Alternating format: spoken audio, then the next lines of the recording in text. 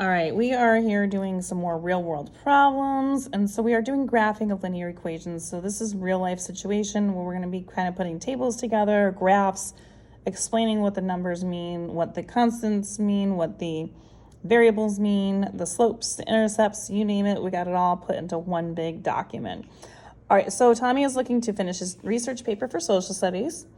And we know that after he's started typing, he started typing at a constant rate, which means it's always going to be the same consistency of 5 minutes on Saturday. He was able to have 325 words on that paper. And then after 10 minutes, because he's consistently going at the same rate, he's going to have 550 words. So we're going to actually start off. We don't know where he started with. We don't know what he had on the paper to begin with, but we do know those two pieces of information. So what I am going to start with is a table here. So I'm going to make a table. It asks us to do 4 pairs of data. So I am going to leave a space because we do need to know what happened at 0 minutes. We need to know what he had to begin with. But we do know what he had at 5 minutes, and we know what he had in 10 minutes. Now, if I have to do 4 sets of data, I'm just going to keep going by 5s here. So we're going to do 15. So now we know 5 minutes, he had 325. So I'm going to put that pair together. And then he had 550 at 10 minutes. So I'm just going to put those two numbers together. Now that's going to kind of help me go forward as well as backwards so I can find out where he started with. So I'm going to show you a couple ways you can do this. So this is an increase of plus 5. So this would also be an increase of plus 5. So if I want to find out the next amount of words he had, I can just keep adding 5 to it. Now I went from 325 up to 550. So what an increase of that is 225 words. So in 5 minutes, he was able to do 225 words.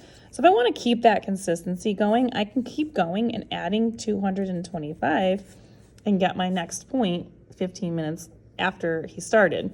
So all I have to do is just add 225 to that, and that would give me 775 words. So I can definitely do that.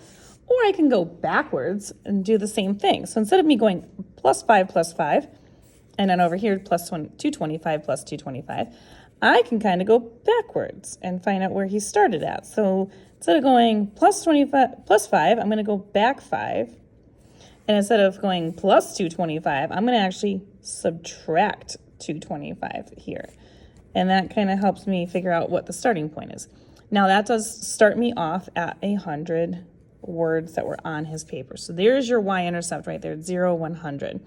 Now the slope on this is a rise, change in y over change in x, which is a rise of 225 over the x, which is 5, and that does reduce down to 45 words per minute. So you could always just do this, which is what I did up here in this part, and solve for b this way. I obviously did it one way. You can also do it by using the equation as well. And again, our equation is our words per minute, which in this case is 45 words per minute. Again, you can find it either using the slope formula right here, or just by doing this with the table like I showed you with here. And then we can find our y-intercept by just using the y equals mx plus b formula and throwing one of the 2 sets of points that we given. I got the 5 and the 325, and then I solved for my b there. So my b value, or my y-intercept, is a positive 100 with a rate of 45. Then, what is the real world meaning? Well, the x represents the minutes of this problem. The y represents the number of words that he can type. So 45 represents 45 words per minute. And 100 is the amount of words that he started with. And then when I'm looking at my graph, you can see my graph here. I've got time in minutes as my x coordinate. And I just did every line was worth 1. And then up here, every line going up my y-axis was by 50, but the major grid lines are by hundreds. That's the total amounts of words that he typed. So he typed 100 words before he even started typing for that particular period of time. And then I just picked a nice number that he did, which was 10 minutes later, he was at 550. That falls on a nice number on my graph. And I plotted those 2 points and connected them and got my graph. If you'd like more questions like this, you can find them on my YouTube channel, U1 Algebra. Check these out under the real world problems section on U1 Algebra.